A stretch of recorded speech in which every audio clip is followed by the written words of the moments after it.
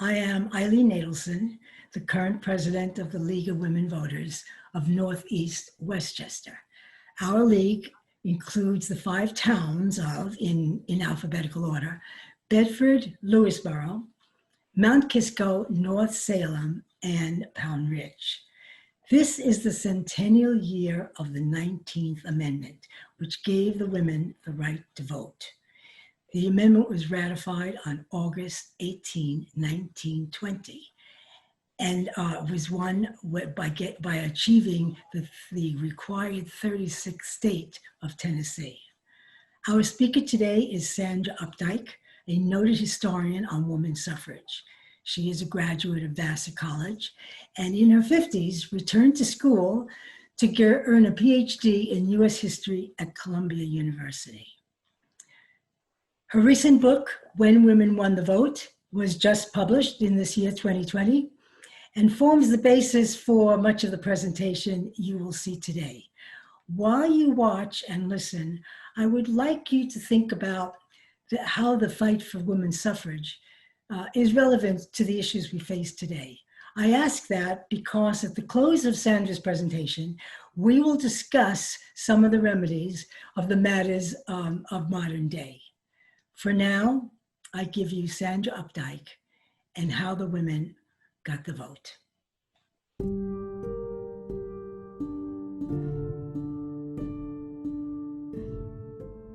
What I want to do today is to remind us how American women got the vote and consider some of the lessons that the suffragists learned along the way that might be helpful in our own political lives.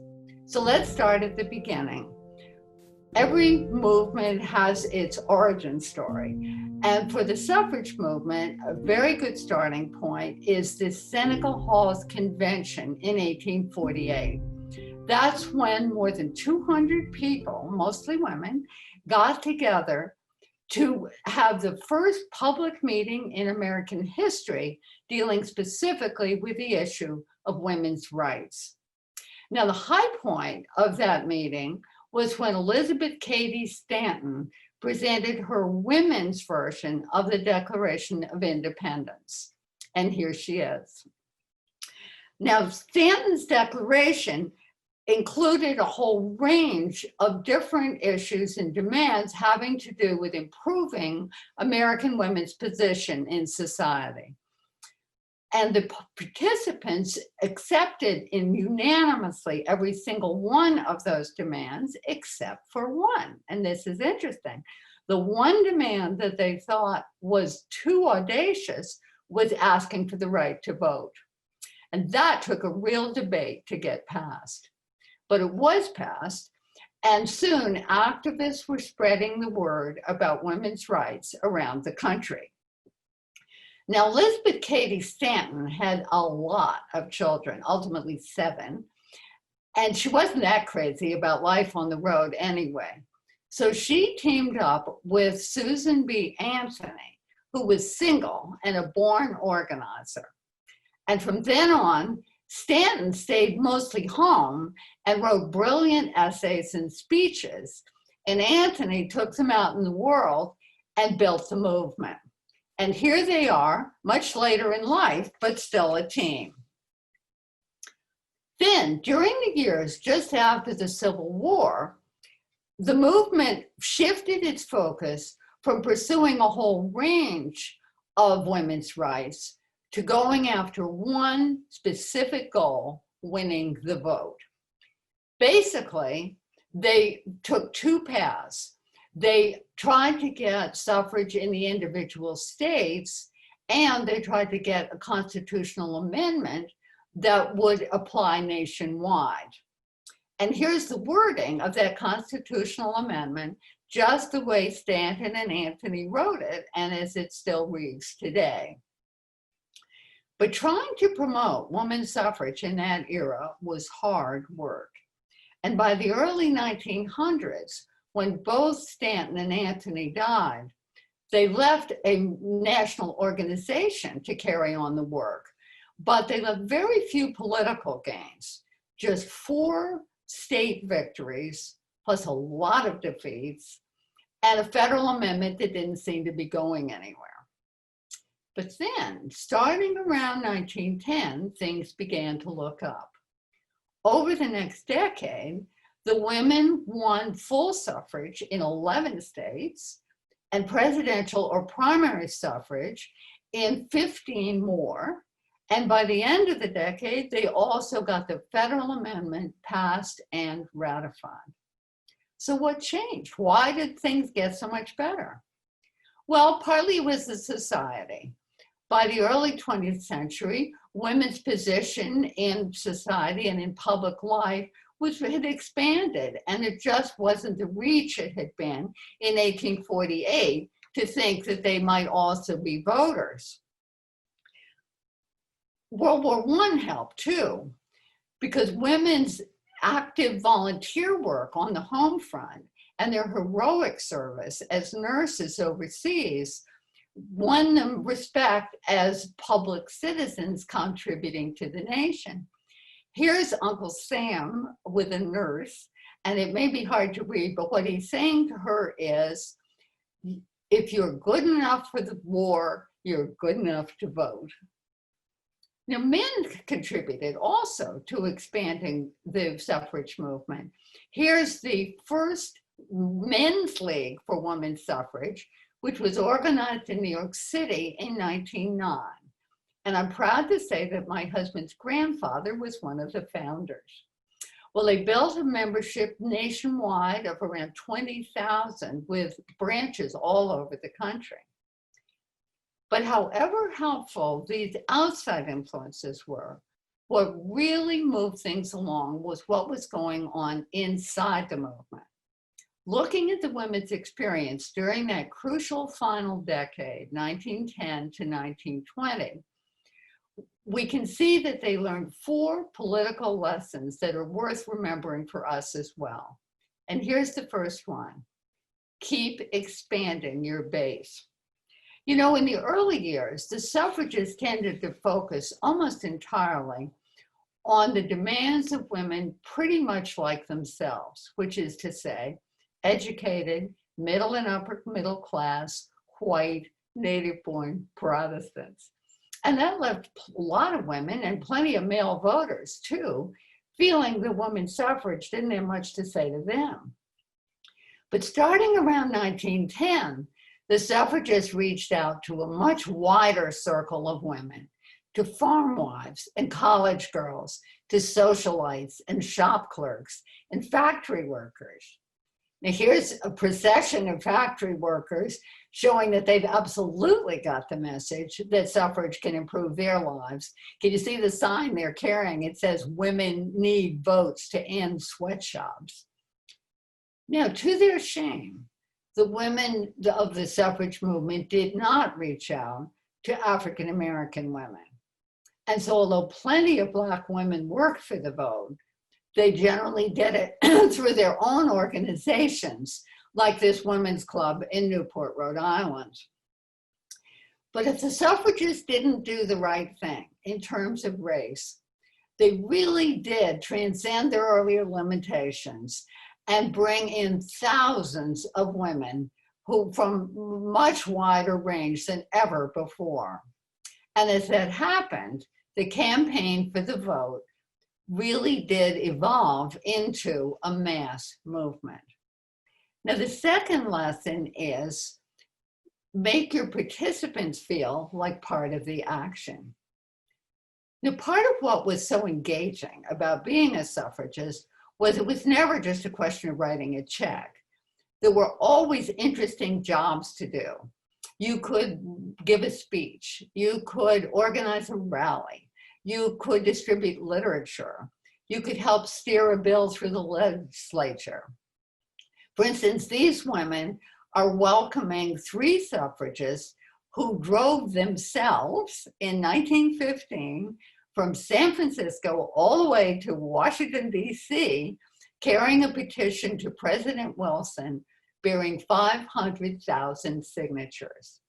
And I love this picture because all you have to do is look at these women's faces, and you can see that besides the satisfaction of doing important work, being a suffragist could also be just plain fun. And it didn't just happen in big cities. Here's a suffrage parade in the teeny town of Amenia in my own Dutchess County. Well, the result of all of this activity was that throughout these years, hundreds of thousands of American women woke up every day feeling that winning the vote depended on them. And to build that kind of personal commitment among so many women is exactly how you build a movement. Okay, now here's lesson 3. Identify your cause with community values. You know, the suffragists were well aware that a lot of people saw asking for the vote as a pretty darn radical thing to do. So they did everything they could to identify their campaign with ideas that people found comfortable and familiar and respectable. Right from the start, from Seneca Falls on, they always stressed that giving women the vote was a matter of simple justice. And then later on, they also stressed that women needed the vote in order to fulfill their obligations as wives and mothers and citizens. Now, this was helpful because it changed the subject from what women thought society owed them into what they were prepared to do for society and how the vote could help them do it. And here they are, clearly conveying that message in a parade full of flags and even with a baby carriage. So you have motherhood and citizenship all wrapped up in one package. Then there was World War I. Now, you know, when the United States entered the war, the suffragists were afraid that their campaign would just be forgotten. But it turned out that their active involvement in the war effort dramatized their position as patriotic citizens.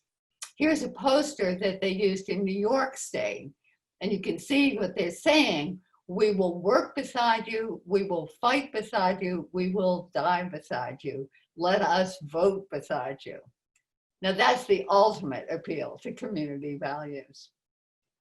Now I have one more lesson, but this one takes a little backstory.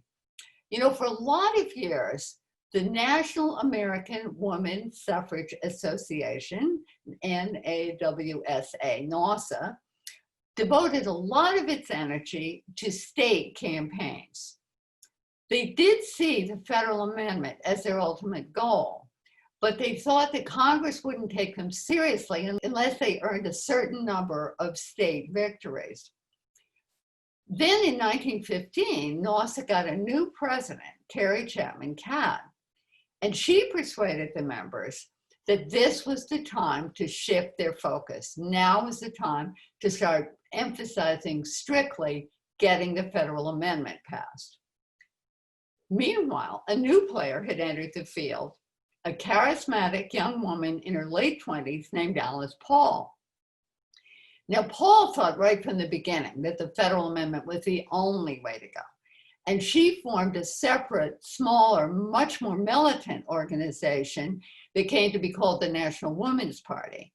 And they focused 100% on the federal amendment. So by 1916, you had these two groups, Carrie Chapman Catt's huge NAWSA and Alice Paul's Women's Party, both pursuing the federal amendment. And they had their work cut out for them. They didn't have enough votes in either the House or the Senate, and President Wilson wasn't showing a bit of interest in helping them get more votes. So what would it take to make these men change their minds? And her troops at NAWSA were convinced that the key was courteous, persistent diplomacy. Alice Paul thought that what it would take was in-your-face confrontation. So in January 1917, Alice Paul's Women's Party started picketing the White House with banners scolding President Wilson for dragging his feet on suffrage. And they stood there day after day, rain or shine, for months. Now, you might be surprised to hear this, but people were actually fairly friendly to the pickets at the beginning.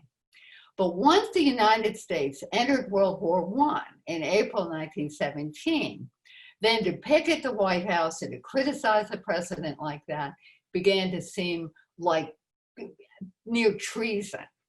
So it wasn't long before the picketers began getting roughed up by hostile crowds on the street. They started getting arrested in considerable numbers too. Here's a poignant picture of one of the women behind bars. And when the women refused eating in prison, they were forcefully, painfully force-fed.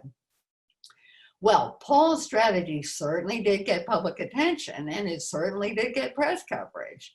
But was it helping the cause? On that question, the two suffrage groups divided bitterly. And that brings us to lesson 4. When it comes to changing people's minds, 2 approaches is better than 1. You know, plenty of politicians admired Alice Paul's picketers and their determination and their willingness to suffer rough treatment in the defense of their cause. And they were well aware that the more the women suffered in jail, the more public pressure there was to address their demands. On the other hand, there were other politicians, including President Wilson, who hated the picketers. They really preferred dealing with the courteous, nice ladies from Nassau. Here's a picture of Carrie Chapman Catt on the right and one of her chief lobbyists, Helen Gardner. Now, they're standing on the steps of the White House, where they spent many a day coaxing President Wilson and gently nudging him towards full support of the federal amendment. Now, each of the groups was convinced that it was pursuing the only path that could possibly lead to passing the federal amendment. But looking back, what we can see is that what really did the job was the combination of these 2 very different approaches. You could actually see it happening. In just a few years, President Wilson moved from opposing women's suffrage to saying, well, maybe suffrage in the states, to full-throated support of the federal amendment. And the votes in Congress kept getting closer too. And in June 1919, they got the federal amendment through both the House and the Senate. And 14 hard-fought months after that, Tennessee became the crucial 36th state to ratify the amendment. And here's a procession of Tennessee suffragists celebrating the cause. So it was official. 72 years after Seneca Falls, American women had finally won the vote. And today, as we think of our own political lives and goals, we could do worse than remember the suffrage movement and try to show the same grit and creativity and capacity to learn new lessons that our grandmothers did when they were fighting for the vote.